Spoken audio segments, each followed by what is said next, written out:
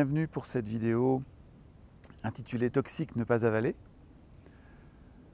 J'ai eu envie de faire cette vidéo après avoir lu un certain nombre d'articles sur les personnes dites toxiques et aussi avoir lu et participé à des échanges sur certains réseaux sociaux autour de cette notion de personnes toxiques. Parce qu'il y a régulièrement un aspect qui ne me semble pas abordé en lien avec ces personnes-là et les relations que nous nouons avec elles. Et c'est l'objet de cette vidéo. Dans un premier temps, je tiens à confirmer que j'adhère à cette idée de personnes toxiques, même si je mets des guillemets autour de personnes toxiques. Je pense qu'effectivement, il y a des personnes qui ne nous conviennent pas et auxquelles parfois nous nous attachons, nous nous accrochons, qui peuvent altérer l'estime que nous avons de nous-mêmes et nous inviter à accepter des choses qui ne sont peut-être pas acceptables, en tout cas qui ne sont pas justes et bonnes pour nous. Et pour avoir déjà côtoyé, vécu des personnes dites toxiques, je vois bien à quel point ça peut effectivement être souffrant et désagréable de vivre avec ces personnes-là. Dans ces personnes-là, il y a un personnage en particulier que je vois revenir régulièrement ces derniers temps et pour lequel un film va sortir dans pas très longtemps. Je vous mettrai le titre en dessous. C'est le pervers narcissique. Je dirais que dans toutes les personnes toxiques que nous pouvons rencontrer, sûrement la pire à croiser, c'est le pervers narcissique. Et l'objet de cette vidéo n'est pas de nier la présence de ces personnes-là, de ces profils-là, ni même de vous définir la différence entre un pervers narcissique et d'autres pathologies que nous pouvons avoir.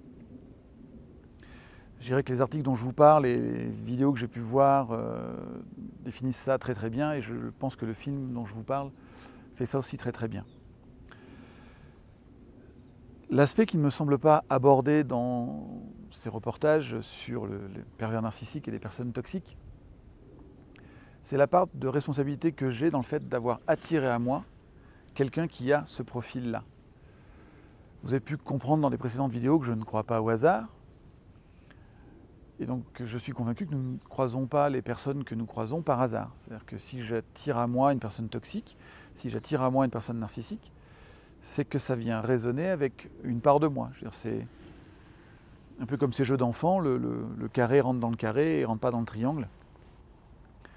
Et bien, nous allons attirer certaines personnes et pas d'autres. Et le pervers narcissique va pouvoir faire son œuvre destructrice avec certains et pas avec d'autres. Et pourquoi j'aborde cet aspect-là? Parce que dans les articles que j'ai pu lire et les vidéos que j'ai pu voir, il y a une espèce d'haro sur la personne toxique, sur le pervers narcissique. Genre, ça serait le méchant, le bourreau. Et en face, les personnes ne seraient que des victimes. Alors, je peux entendre qu'il y ait un aspect victime de ces personnes toxiques. Effectivement, il y a une part consciente de moi qui n'a pas du tout envie que l'on me fasse du mal. Et en même temps, si notre réaction ne consiste qu'à condamner le pervers narcissique et à condamner toutes les personnes qui peuvent avoir des comportements toxiques, c'est me dédouaner du fait que j'ai attiré cette personne-là. Et du coup, le risque, c'est que je n'aille pas regarder qu'est-ce qui fait que je me suis accroché à cette personne-là. Quel aspect de moi est tellement dévalorisé que j'ai pu laisser quelqu'un me faire tant de mal. Parce que je pense que la clé est là. La clé n'est pas d'espérer ne jamais plus croiser de personnes toxiques et de pervers narcissiques, mais bien d'enlever à l'intérieur de moi, de transformer à l'intérieur de moi, ce qui fait que je m'accroche à ces personnes-là. Et le titre de la vidéo vient aussi du parallèle que je fais entre les personnes toxiques et les champignons toxiques. Le parallèle pour moi il est double.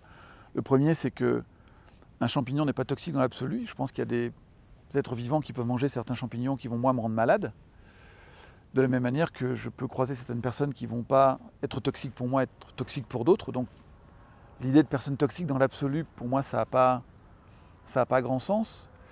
Et l'autre parallèle que je peux faire avec les champignons, c'est qu'un champignon ne devient toxique que quand je l'avale. Donc une personne ne devient toxique que quand je donne du crédit à ce qu'elle va dire sur moi. quand je donne du crédit à la valeur qu'elle me donne, quand je donne du crédit à tous les comportements dévalorisants qu'elle peut avoir vis-à-vis de moi. Et c'est bien là où est ma part de responsabilité, et c'est bien là aussi où se trouve l'axe de travail, si je veux demain me rendre une vie plus belle, indépendamment du fait que je croise ces personnes-là. Voilà donc cette vidéo pour vous dire que oui, ces personnes existent, en même temps elles sont toxiques pour moi et pas forcément pour l'autre, et qu'elles commencent à devenir toxiques quand je leur donne du crédit. Donc l'idée c'est vraiment travailler sur quelle valeur j'ai, une valeur qui soit définie par moi-même, à mes yeux, à moi. Et du coup je serai moins dépendant des autres et du coup j'aurai moins tendance à aller accrocher ces personnes pas forcément très bonnes pour nous. Voilà, je vous souhaite de prendre conscience de toute la valeur qui est la nôtre, qui est la vôtre. Je vous souhaite d'éviter de croiser ces personnes-là. Et je vous souhaite évidemment une belle vie et je vous dis à très bientôt. Au revoir.